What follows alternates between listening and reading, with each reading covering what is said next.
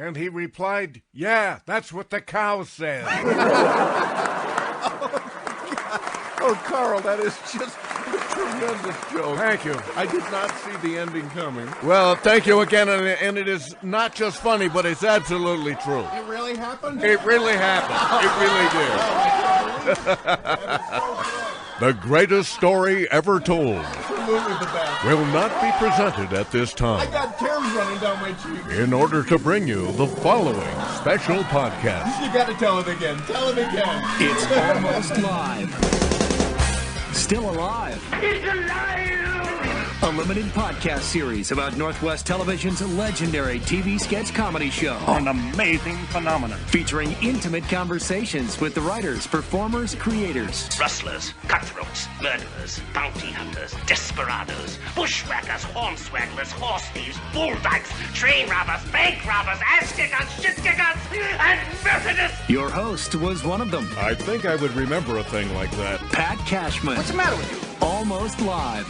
This is just a real nice surprise. Still alive. Just a real nice surprise. Like any sketch comedy show, part of Almost Live's ability to sustain week after week came from a reliance on recurring characters and bits. Uncle Fran, Capable Woman, Sluggy, the High-Fivin White Guys, A Woman's Place, Speedwalker, The Joy of Painting Guy, The Lame List, Green River Dance, The Worst Girlfriend in the World, and more. But, and I cannot prove this, if you ask most any show fan who's their most remembered recurring character, the winner has to be the Mind Your Manners guy, Billy Quan. If Almost Live produced, say, 12 versions of The Lame List, there were perhaps twice as many episodes of Mind Your Manners. Now, I could be wrong. I once thought that Gravity was a hoax. It is. It is? Yeah. Oh, okay. But in any case, Billy was a mainstay, at least once a month. The guy who played the part never auditioned for it. He was, to say the least, a reluctant thespian. But like it or not, Darrell Suto became one of the most recognized figures on a show in which he was not even a formal cast member. Born in Seattle, a third-generation Japanese-American, raised a Buddhist, now a Catholic. He earned 7 National Daytime Emmy Awards, not as a performer, but as a production photographer and editor. It's hard to believe, but he is a man with no formal martial arts training, and yet, as the otherwise peaceable Billy Quan, he could kick your ass. He now lives in Oklahoma City with his wife Mary. There is certainly no one more beloved among the people who worked with him back in the day than Darrell Suto. Darrell, it occurred to me that I would just do this interview with me dubbing your voice for the entire interview. So I would just go, hi, Darrell, and then you'd go, hi, Pat, it's a pleasure to be with you. I thought, that's pretty lame, but it reminds me. No, it's not. It's reality. But it reminds me that you are one of the most out front people that folks remember about the show, but nobody knew what your actual voice sounded like, because I dubbed it all the time for the Billy Quan stuff. So it could have been the voice that I used, but why didn't you? They just didn't. Why didn't we just use your own voice? That would have. Well, I think it was a union thing. Oh, it was. Yeah. Solidarity forever. Solidarity forever. Solidarity forever. For the union makes us strong. You are probably the most loved person in the history of that show by the people who worked on the show. You didn't have any. Wow. You didn't have any enemies. I had people who tried to stab me, shoot me, strangle me, but not. I think I was one of them. Well, that's true. You were, but I really pissed. I put thumbtacks in your chair all the time. Yeah, that was you. Oh, yeah, just us needling you. Yeah, some of those tacks are still in my butt right now, as a matter of fact. And I've got so get that looked at. I've gotten so used to them, I don't remove them. So let's begin at the beginning, because I am a very linear thinker. So you grew up in Seattle, third generation Japanese American. Tell me about your folks and what neighborhood you grew up in. Well, it was Fred and Judy. And I grew up on Dearborn Street and 20th. It's right in the central area there. Yeah. And then we moved uptown to Beacon Hill when we were in the grade school, I guess. So we had this little home, but it was like a log cabin my dad built. Really? But it's just really tiny little house that I recall being a gigantic mansion with a huge yard. That's so cute. Yeah. Yeah. But how you remember those things. You could drive by it now and it just was like, what? Is it still there? It's still there, but not the house. Somebody put what I meant is it's still there. I meant the house, not the land. Yeah. Of course the land is still there. Sometimes you couldn't tell where the house was now because they just shifted everything around. But that place should still be there, and it should be a national museum. This is where Billy Quan grew up. It's a shame. So then where did you go to grade school? Grade school is Bailey Gatzert. This is Bailey Gatzert Elementary School, and we are a place that you can come to and have fun and learn. I started Bailey Gatzert. It was on 12th Avenue right by the bridge there. The big Seattle shot they show in the downtown and the freeway in the foreground. Sure. It's just right like one block away from that spot right there. That must have been pretty noisy. Yeah, well, it was. But when you're growing up with that, you don't ever think of that. It's just the way it is. So then high school was where? Cleveland High School. The 24th president wasn't that different from the 22nd president. They were both lawyers from New York. They were both Democrats, and they were both Grover Cleveland. Metro League, South Beacon Hill, overlooking Boeing Field. That's where my dad worked. Oh, your dad worked at Boeing. Yeah, he was there for 35 years. And what he used to say was, he was a mechanic, but then he went to school and got an engineering certification from Boeing. And then he was working on the big one, what he called the big one, which is the 747. The power to lift 242,000 pounds. The power to fly at 600 miles an hour. The power to span the globe was the 747, possibly the most recognizable plane on Earth. And it's all thanks to those superheroes of Boeing. The Incredibles. And then my brother followed him into that too. So they were both working at Boeing. So how many siblings do you have? Darrell? Did I lose you?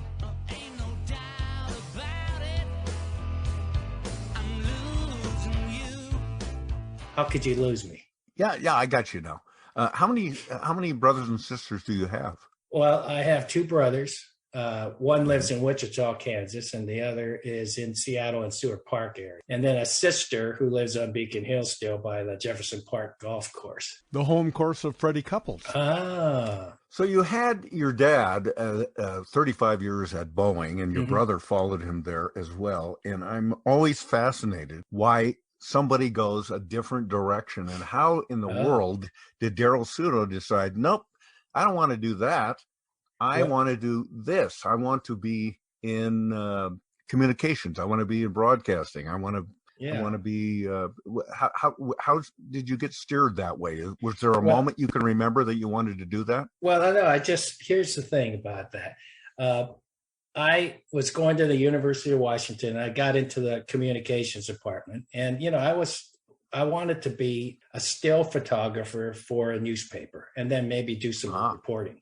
But it's so funny, Darrell, you'd bring that up, because a lot of the people I've talked to during the course of these podcasts had wanted to be in journalism. Almost 50% of the folks, from Bob Nelson to Mike Noon to you name it, they all. But then, of course, at some point you think, wait a minute, either I changed my mind or there isn't journalism around anymore. So that's for sure. So you began there. Did you work at the paper, the Daily? No, I did not. I was writing things, copy, and they would mark up my copy. The professor would write, you need to do this and that. And I was all ready to go for an internship. And then the professor said, I can't get you the Seattle Times or anything. They don't have any openings, but I could get you into Como TV. Would you want to do that? Really? Yeah. Huh. And so I went, well, I hadn't thought about it, but I guess I could do that. And did you have in mind that you would go work at the news department? I thought that's all there was, but it wasn't the news department. It was programming, which is non-news. And it's all the other stuff they do that's not on the news. Right. So I ended up going right into that instead of doing news. I didn't get a chance to write even one story. So, but all you're talking about so far is writing. How did you become an editor and a photo, a photographer, the guy so skilled with the camera? You didn't obviously do that at college, right? Well, the thing about television is there's pictures involved with it, and it's not just writing. So, if you're going to really have the job, you could be a writer behind the scenes, but I would rather, have gone the reporter route or something like that. But I didn't aim for that at all. That was not even in the realm of my thinking at all. I just started to do, some of the guys on the photo staff. They just said, "Hey, come on, you got to be my sound man," and so I started going out on stories and recording the sound. And, that's when the camera had two pieces to it. One was a big box that you carry that recorded the picture and the sound. One guy carried that and carried a microphone, and then the photographer would just shoot and then be feeding that through an umbilical cord. We call it the imbecilical cord. But it's still called that, I think. Yeah, it is. Yeah. Anyway. But it's funny though, because nowadays you don't have a sound man, you don't have a lot of reporters go out with their camera and they shoot themselves, and they're a one-man band. Yeah, that's which means fewer jobs, of course, and guys like you might not have ever gotten into the business. So did you take to it right away? Did you like it, or did you still say, "Gee, I wish I was working for a newspaper"? Well, no, I like the collaboration. I like the fact that it took a bunch of people to put the thing on, and I always liked that about television. It was collaborative, and writing can be such a solo thing. And I was attracted to, sorry, the team. Can I get you a lozenge? No, I got it. There. No, why don't you put the cigar down, Darrell? Come on. All right. It's getting that gravelly voice, but that's, That sounds good, actually. Yeah, adds a little luster. Okay, well, that part could be cut out. Oh, for sure, I will. But anyway, I just think that I think that's actually been the highlight of the interview so far. Getting that little fleck caught in my throat. See, that's why I'm not on the air. Okay, and that's why Billy Quan never spoke. God, that used to be my nightmare. I did radio and TV, and I always thought right in the middle of something, I would start hacking and coughing, and then you couldn't recover your voice.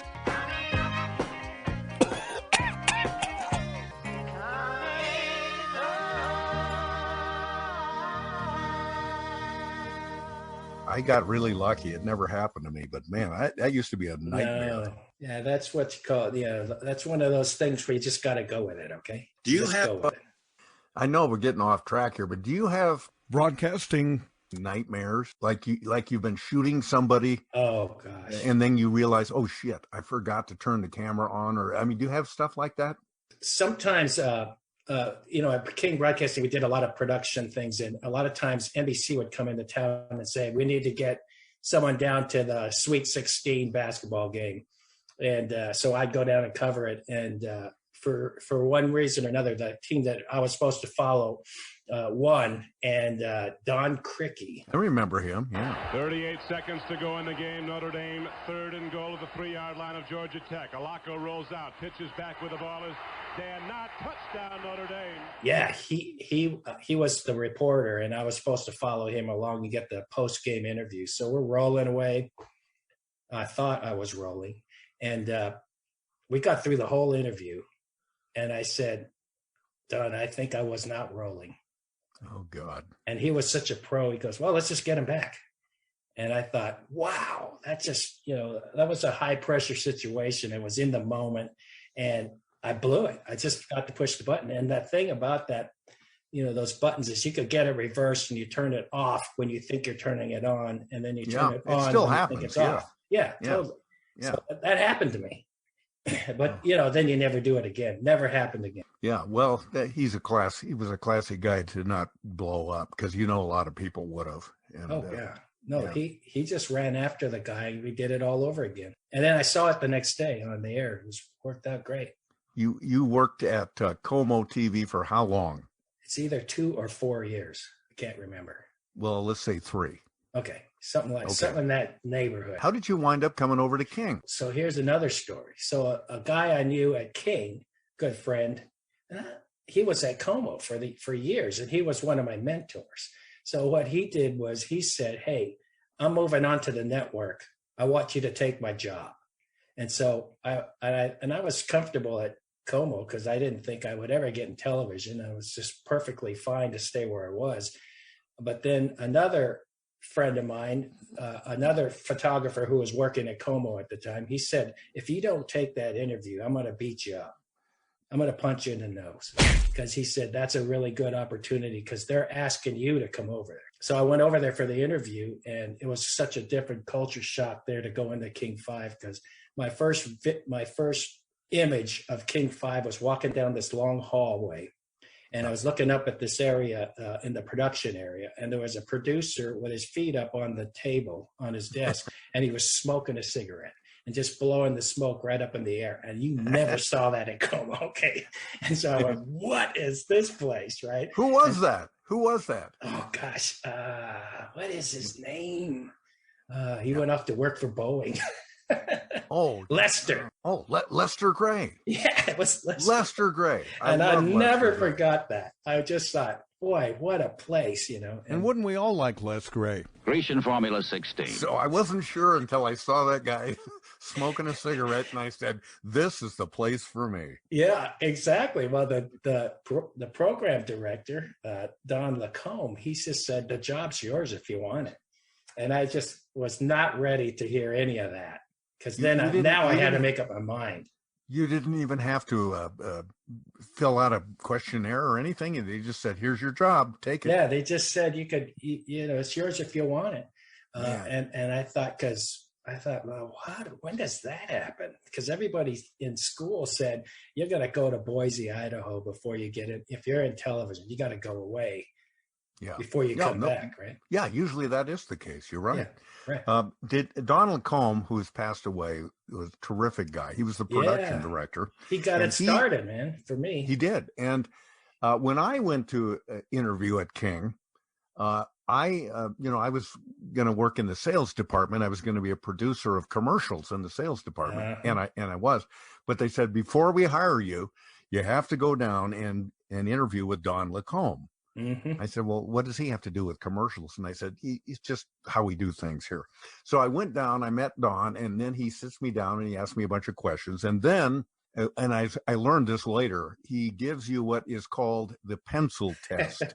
Did you have that? I think I had a shortened version of it or something, but I was warned about it. If there's a question bothering your brain that you think you know how to explain, you need a test. Put it to the test. Put it to the test. Yeah, the pencil test is that he hands you a short stub of a pencil. It's got no eraser on it, and it is maybe 1 inch to 2 inches long. And he says, "I want you to write a commercial selling me this pencil." And that was the test. And so I don't know why I could have lost the job, but I didn't take him seriously. And I wrote this stupid, goofy thing. I knew what he wanted me to write. He wanted me to write something that said, "This pencil will be wonderful because it has no eraser, so you will never make a mistake, because you can't afford to make a mistake with this pencil because you can't erase your mistake. And it's a tiny pencil, so every word you write has to be precious and perfect and to the point because you don't have that much lead left." I mean, I think that's where he was going with this. Yeah, right, exactly. I wrote something entirely weird and different, and he wound up liking it. I don't think it had anything to do with me getting hired, but I just thought, no, I think that was interesting. He wanted to put the pressure on you, see what would happen. Yeah, I think you're right. You're right. And you did well. I want me one of those pencils. I want one. Yeah, we all need one of those so we don't goof off so much. That's right. So you, by the way, I don't know if I mentioned this. Yeah, I think I did at the beginning. You live in Oklahoma City. Yeah. Oklahoma. Yeah. And Darrell, I have to tell you that I have never been to a Starbucks since Howard Schultz gave away the Sonics to Oklahoma City, and I never will go back to it. In short, the guy who runs Starbucks sold the Sonics to some guys who weren't from here, and when they didn't get a new gym with restaurants and Wi-Fi and all that other fancy stuff new gyms come with, they left. Do you follow sports? Are you still a Seahawks fan? Well, no, I'm a Seahawks fan. I follow them. And I watch it any way I can because we're not in the right region to get the game, all the games. Right. So we have to buy viewership, and Mary and I have it. We have it. Wow. And we watch so it you're that screen. committed. Wow. Oh yeah. Fires to the back of the end zone, reaching up, touchdown, Seahawks. So let's get back to King. You start at King. What do they have you doing when you're there? When I first started, I did the How Come show with Al Wallace. I'm Al Wallace. I think I found an easy way to study Washington State history. Yes, kids show. It was legendary. Yeah. And I got teamed up with Al Stinson. He goes way back to when King Broadcasting was in the Smith Tower. And founded by a Dorothy Bullitt. In 1947, Mrs. Bullitt acquired a struggling radio station located on the 21st floor of the Smith Tower. She bought the call letters KING for a song from a merchant ship. K-I-N-G, Seattle. And Al Stinson, another mentor of yours. Yes, very much so. He just started making me move towards writing some of the stories because they were simple stories about how things are made, or the behind the scenes of, as an example, it's like how does lead get into a pencil? And we'd go to the factory and see that. And how that pencil could maybe later become part of a test. The lead-laying machine's wheel loads itself with leads. Their spacing matching the grooves in the slats. Watch the machine make it, or go to the potato chip factory and watch potato chips being made. To make regular chips, they cut slices 6/100ths of an inch thick. But, it was a real idea of sequencing shots, and editing it together so that they all flowed together and told a story, and storytelling. He taught me that. Wow. And then others, just by being there, King Broadcasting was known nationwide. People were trying to get over there from Minneapolis. It's King Broadcasting. I wish I could work there. Did you know that when you were growing up in Seattle? Nah. See, I didn't either. When I got my job at King, I had no idea of the legacy of King. I just stumbled in there, big, dumb, and naive as hell. I had no idea that King was like the most coveted place you could work. Yeah, in TV broadcasting, and then I landed there. It was amazing. Well, how would Almost Live ever get on, except for at King 5, right? And the way it got on. Yeah. Do you think Como's going to put it on, or Cairo, or anybody else? I had the idea after Almost Live was over that I would try to peddle a show like it at the Seattle channel. Yeah. It's a local, government-owned Seattle TV station, and then I realized, wait a minute, no, they'll never put this show on the air because half of what we did is make fun of the government. So they're not going to put us on the air. Yeah, right. It was just a wonderful moment in time that Almost Live happened. And I'll tell you the thing about that Almost Live is that, if Almost Live kind of came together once the sort of the matter started to be attracted to it, and it started to form something, and it wasn't something that was planned. It just kind of came together as, in parts and pieces, and then it came up. And if you look at the history, it went through iterations and finally became this perfect thing that no one really wanted to touch. And they couldn't have planned it that way. You would have never planned it that way. If you did, it could have been, at best, sort of predictable. And, it's the idea of doing comedy and being well aware that that's what you're doing. But, I don't know how else to explain it, but it just really is a self-conscious sort of approach as opposed to just letting it be what it's going to be. Yeah. And we got really lucky with that because, I mean, that show was on the ropes more times than any boxer. I mean, you'd read stories in the paper all the time. Oh, almost live, almost dead. Yeah. It's going to be canceled every year, any moment. Or we got management ticked off at us for, making fun of car dealers, and then the car dealers canceled their advertising. There'd be 1,000,001 countless times when there would be imminent cancellation, but it never quite happened. No. Until it finally did. Isn't of course. that weird though? Isn't that weird? No, but it's still on, isn't it? I think they've stopped rerunning it, but man, did they milk that cow for a long time. Yeah. But the thing is, at least from my point of view, as a writer and a performer, if you look at the early days of the show, there are some horrific efforts. But you do something for 15 years, and you finally get pretty good at it. Yeah, it was. You learn how to do it. You learn how to write. You learn how to shoot pieces that are and tell stories. And you don't get to do that when you're 3 years old. And it made a lot of careers for people, from Bill Nye to Bob Nelson to Keister and you.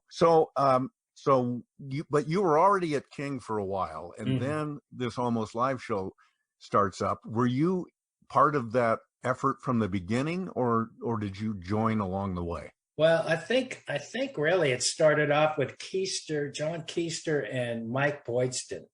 And yourself, and you guys were doing things, it kind of went that way. And I kind of found my way to it, because in the programming department, there was the morning show, there was an evening show, and then there was everything else.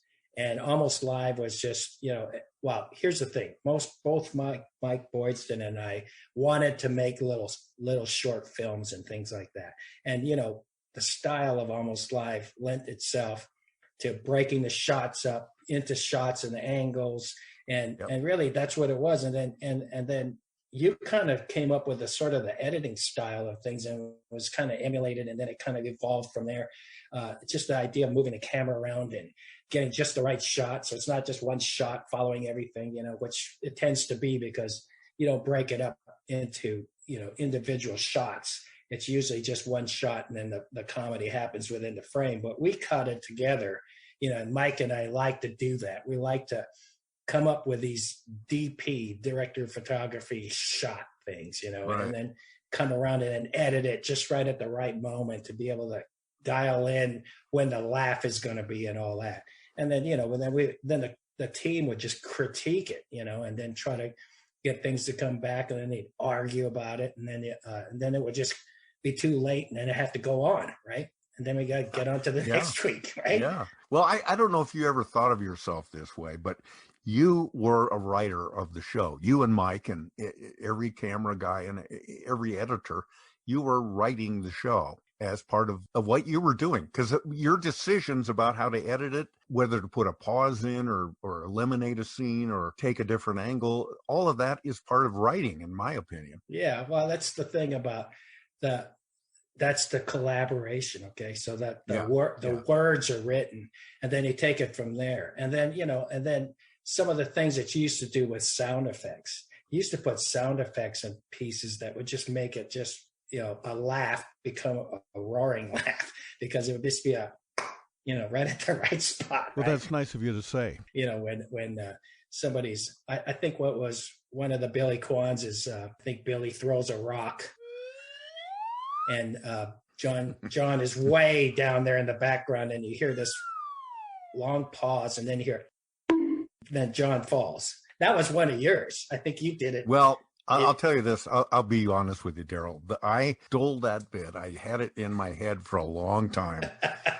It was like from a silent movie or something. Laurel and Hardy, maybe. Hardy or one of them is running away from the camera. They're just a dot on the horizon, and somebody throws a baseball at them, and then there's a long... Exactly. And then you see... And they fall down. And so I stole that bit. But I've always had it in the back of my mind. I'm going to use this someday. It's so perfect, though, because it's like, fun.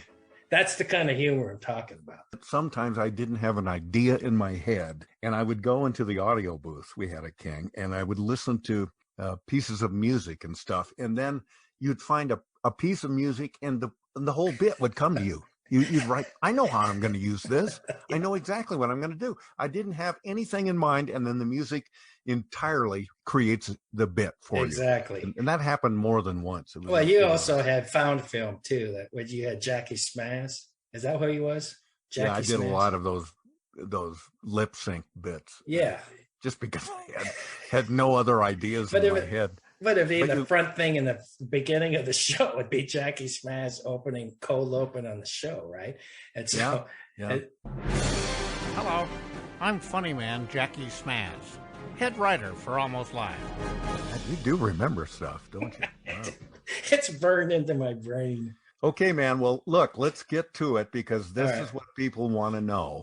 And that is, of course, the single bit. Perhaps only the Lame List had more episodes, but I'm not even sure about that, than the storied Billy Quan episodes.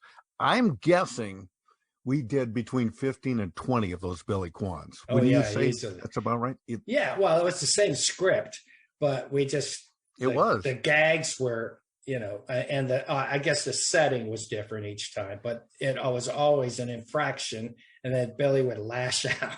It's time for Mind Your Manners with Billy Quan. Today's episode, Library of Death. Today's episode, Tools of Fury. Today's episode, 8 Ball of Fury. Today's episode, Blades of Fury. Today's episode, Office of Death. Today's episode, Jocks of Fury. Lots of fury, lots of death. Billy Quan, really, when you think about it, was a cartoon. That's really what it was. It was a live-action cartoon. It was like, the Roadrunner cartoons. It was always the bad guy gets his comeuppance at the end. He's outwitted and out-physicaled, if you will, by Billy Quan. And it would always be something innocuous. You might be in a restaurant just trying to enjoy yourself, eating a meal. And then Keister would always be the other guy, and he would start smoking, or in a library, he'd start speaking loudly, and when you're supposed to be quiet. And Billy had a very short fuse. I think we could say he'd just get offended. Exactly. And he would try to reason with the guy at first, but pretty soon he'd leap to his feet, shake his finger, and say, if you continue to do this, you have what did you always say? You said, you have offended me. Now you must pay for it. Or is that, you must die. Yeah, well, it was extreme, but a guy has its limits. And it's true. That's true. You are a nice guy. I think we know that from the beginning, that Billy's a nice guy. My father was a brilliant man and a good writer. But don't push him. Excuse me, could you be quiet in the library, please? Since when do you own the library? Sure. Put a sock in it, no! Why didn't you just bite me? Big fathead. Don't piss him off. He will snap. Now, for the closing chapter. Philosophy, botany, chemistry, geology, astronomy, history. Ow! Remember, kids, the library is a place of solitude, so zip your lip or you'll be overdue for a pounding. Remember, kids, be like me. Behave yourself. He has manners, and he has etiquette, and when you breach that, he's going to let you pay for it. And there's a clear line. There's a clear line when you cross over that you're going to get it. Now tell me how Billy thing began. I know it was John's idea, but tell me how it transpired. Oh, I remember this. It was a piece called Generic Action Movie.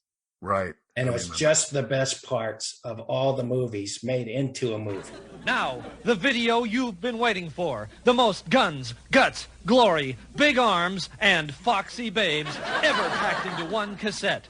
Generic Action Movie. Okay, so there's a James Bond ejector seat scene, and, Not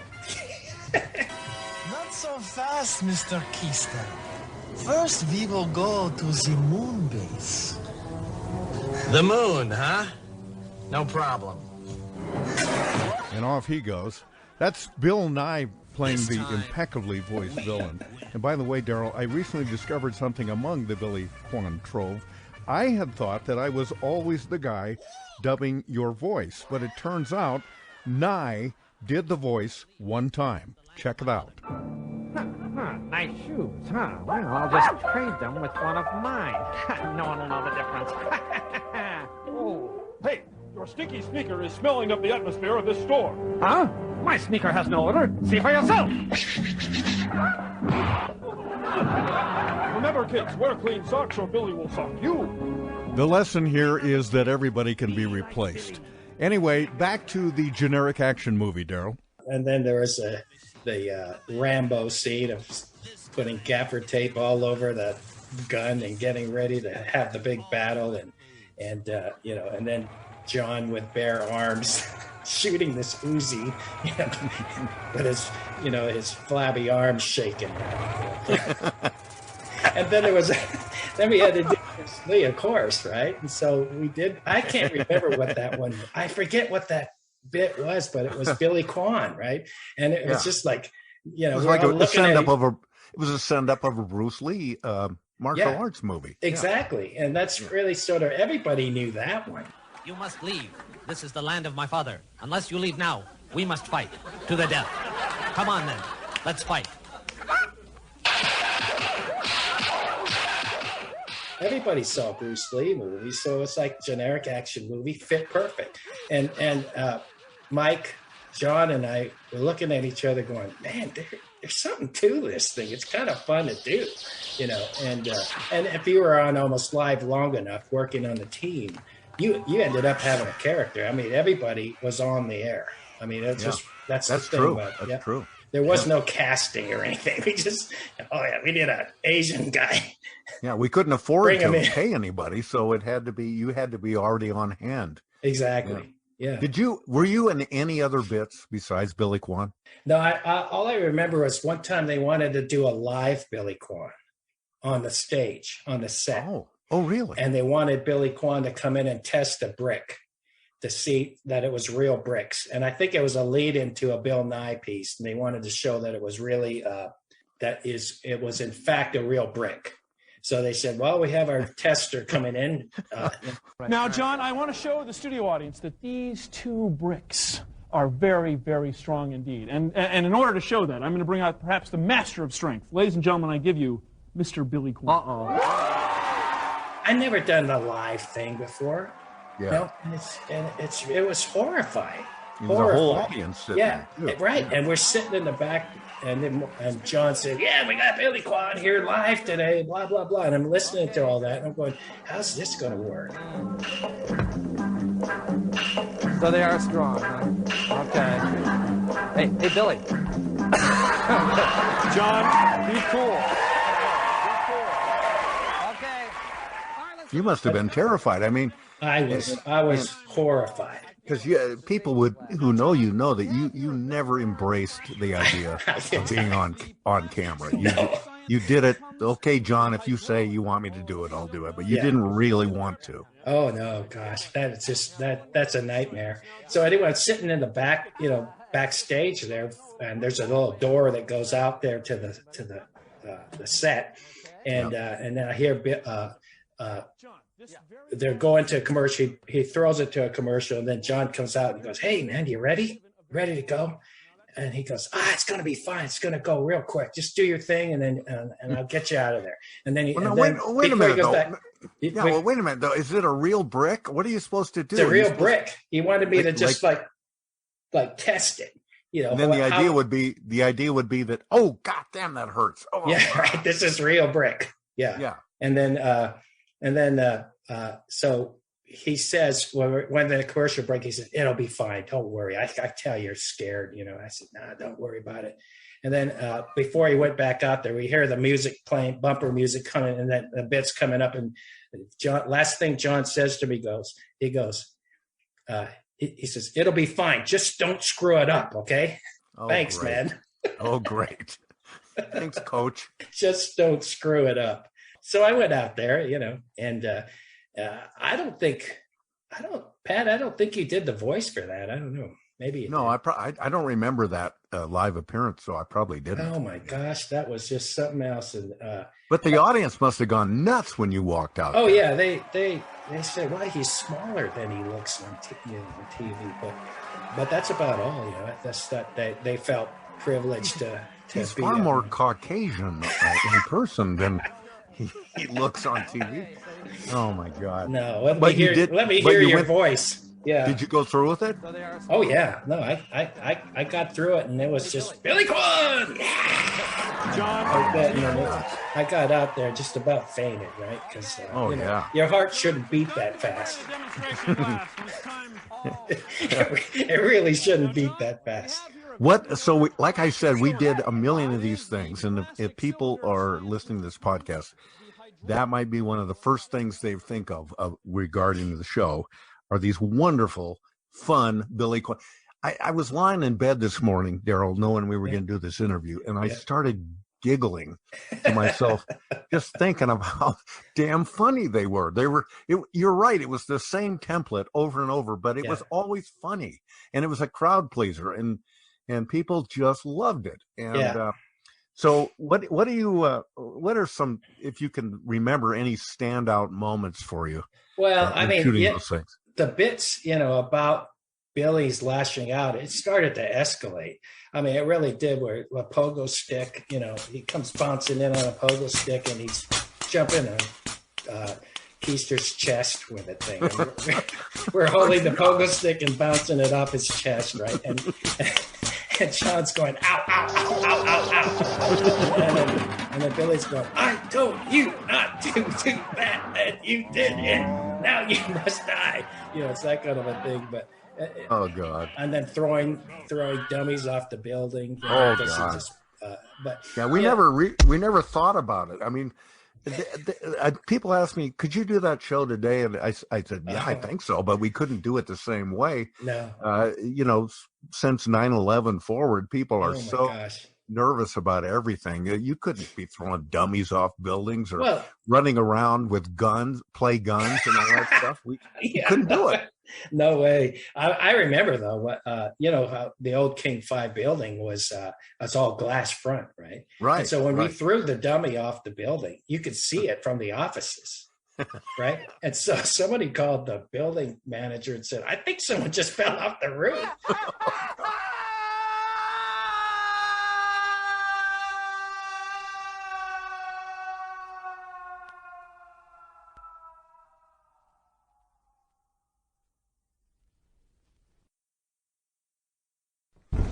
We never cleared anything with anybody. We just we didn't say, it. Hey, we're going to throw a dummy off the building just so everybody knows. No, we didn't.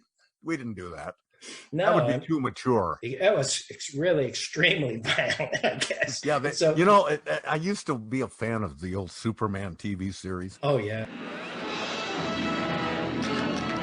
And if you see the early ones, they are extremely violent. I mean, he's beating the crap out of people, and then they got more tame as they went along because kids are watching. Yeah, but exactly. You're right. Billy Quan was just the opposite. They Yeah. started out relatively innocuous, and then they got increasingly violent.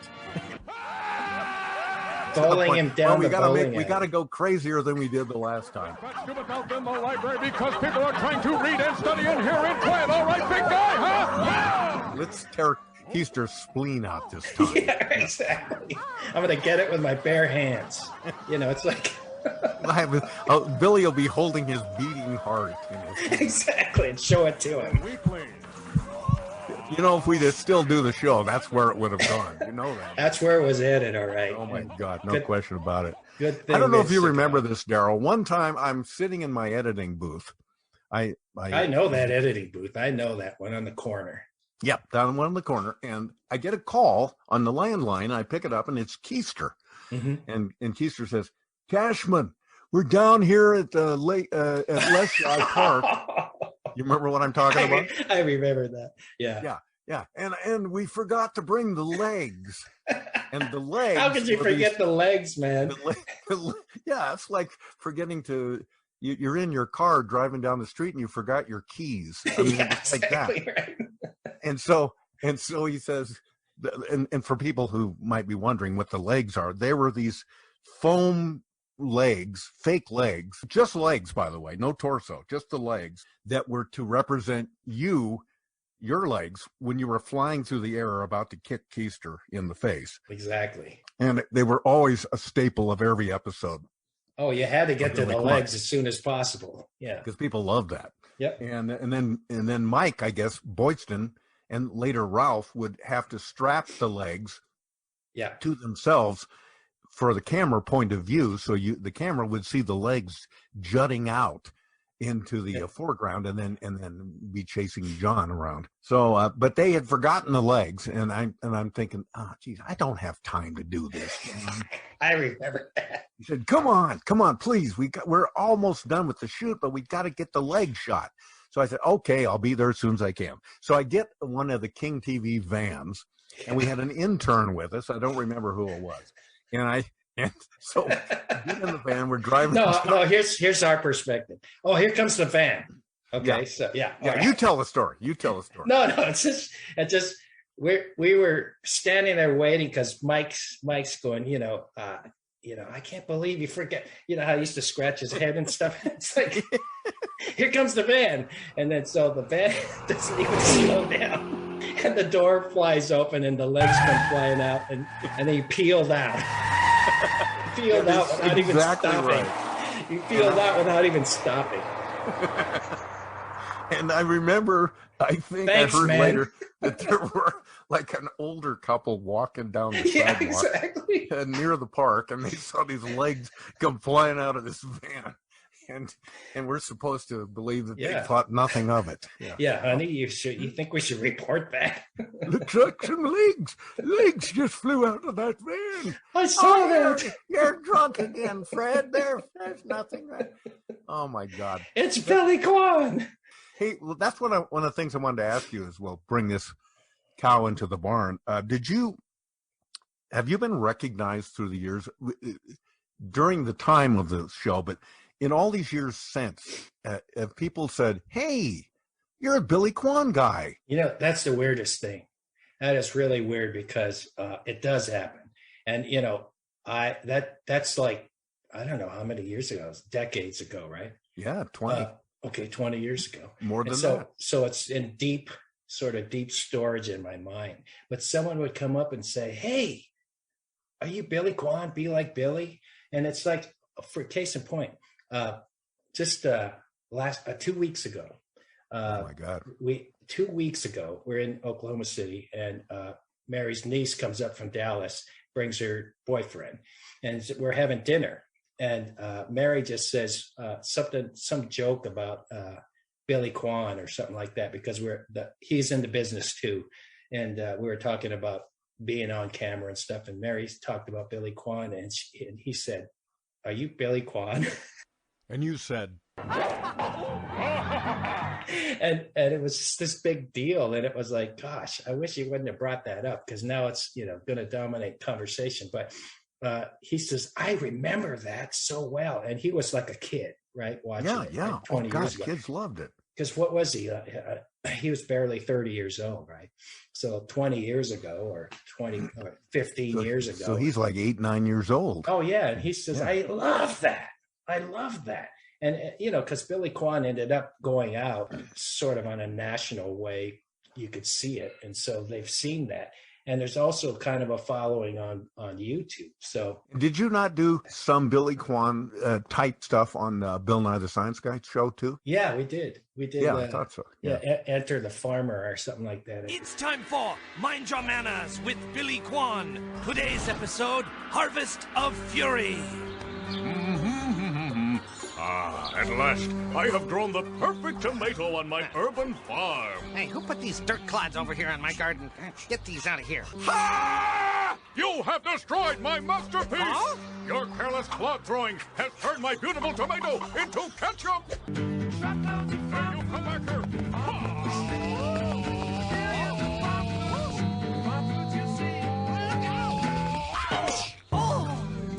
Remember, boys and girls, be a good tomato, or I will weed you out. It's so enduring, and people love it. And and it's not derivative because you've seen that kind of thing since, but I believe it originated with Keister and you on Almost Live, and then you see it imitated many years since. But that's where it all began, and it's wonderful. And I think that's why younger people remember it. The show reran for many years, so that's part of it. But it was immediately accessible to anybody. Maybe some people didn't understand political jokes or some of the other social stuff that was on the show, but Billy Quan, like I said, was a cartoon, and everybody saw it and got it and loved it. Since then, you have worked on Bill Nye the Science Guy show. You've won yourself a passel of Daytime Emmy Awards, and I hate you for that. And then you were, among other things, you worked on a show called Postcards from Buster. Hey, Buster, where you up to? Out of Boston. It was a spin-off, I think, of Arthur.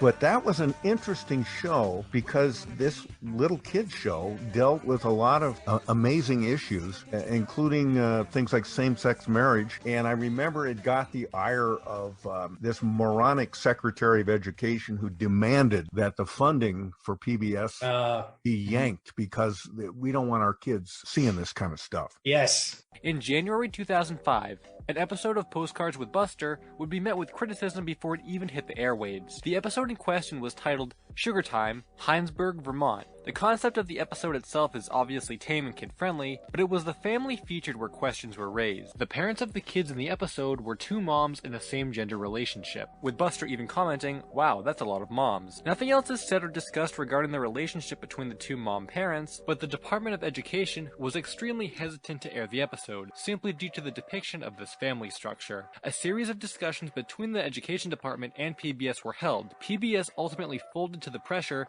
and banned the episode from airing on 350 of their stations across the country. What was that like? Well, I think most people were behind this show because it was pushing out. It was trying to find. Well, the premise of the thing was for kids to share their lives with Buster. Yeah, wasn't Buster had divorced parents for one thing, right? Yeah, and his dad was an airline pilot or a jet pilot, and he would take Buster along all over the country to visit kids. And so Mary, my wife, and I, we were field producers on that show, and they would send us into place.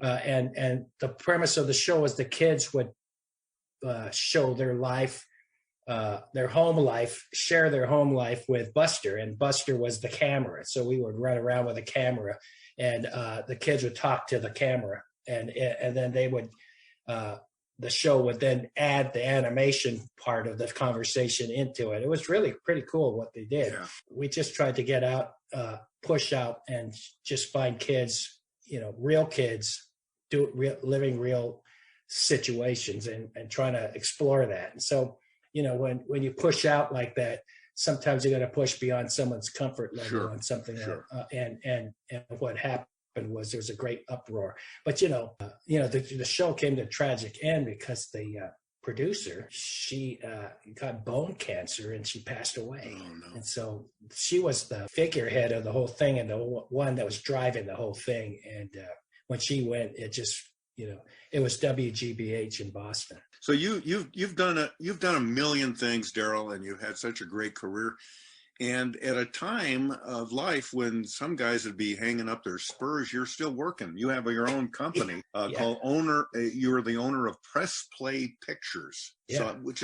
So you basically are a gun for hire. You'll do all kinds of things. Yeah, we're doing things. A funny story real quick. I know we're kind of probably running out of time, but as soon as Mary and I came into town, we thought we're going to show this town how to do production and stuff like that. So Mary met this friend of hers. Her husband was the communications director at Devon Energy, which is if you come to Oklahoma City, it's the tall building. It's the only skyscraper in the building. That company built that building. And so we got it in with him. And he said, "Hey, why don't we just go meet for dinner?" So we go down there and go to the Oklahoma City Golf and Country Club. And then as we're walking in, everyone's saying, "Hey, Ben, how you doing? How's it going?" Finally, these three guys walk up and Clay Bennett was one of them. he said, "Hey, I want you to meet my friends from Seattle." And they go, "Oh, they're not going to like us." That's right. We're the attorneys. Yeah, Clay Bennett, the owner of the Thunder. Yeah. The transition and the move of this operation and this team begins tomorrow morning from Seattle to Oklahoma City. Yeah. And he says, "Well, this is the attorney company that made the deal. You're not going to like us very much." And so we're thinking, well, that's water under the bridge. That's a done deal. You know, they're here. So, but we never bought season tickets or anything like that. But I have sat on the court down there. Okay. Because some of those people have those kinds of tickets, right? So, why not? And Kevin Durant was still playing for them back then. Yeah, he was there, and he's built for the game. Man, you are built for the game too. You are, you're one of my favorite people in the world. You really a heart and soul of Almost Live in its halcyon days. I never saw you with a scowl on your face. You were always upbeat and fun and funny. You and I used to go golfing all the time together. Yeah, we did. And I would tell you this, I got a birdie one time. Was it in a tree? Yeah, it was. It was a robin, specifically. Okay. Yeah. You owned a Miata for a period of time. Yeah, I did. And then, then you liked the car and everything, but you said, damn it, I can't get my golf clubs into the trunk. Yeah, so you got rid of it. No good. Just for that reason. Darrell, it's been a pleasure, man. I love you. But I still wish you'd go all Billy Quan on Clay Bennett. Okay. All right, I love you too, buddy. So great to talk to you. I'll see you. The Almost Live, Still Alive podcast. Produced and edited by Morris Patrick Cashman. Technical director is Dave Tavers. Special gratitude to the legendary Kenneth George Buford McCaw, Almost Live's chief archivist. And thanks also to King TV Seattle. This program was made possible in part by the 12th century nun and mystic Hildegard von Bingen, inventor of spoken language.